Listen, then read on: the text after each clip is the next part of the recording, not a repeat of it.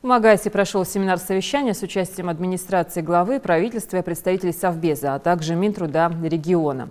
Говорили о национальном плане по противодействию коррупции, принятом главой Ингушетии в апреле прошлого года. Затронули также ряд важных вопросов, в частности, о необходимости принятия антикоррупционных мер в подведомственных учреждениях Минтруда республики. Также говорили о предоставлении сведений о доходах и расходах тем категориям лиц, которые подпадают под федеральный закон о противодействии коррупции. Такие мероприятия должны проводиться ежеквартально с участием прессы, ассоциации юристов и других общественных организаций, с представителем администрации главы республики, правительства, Совета безопасности.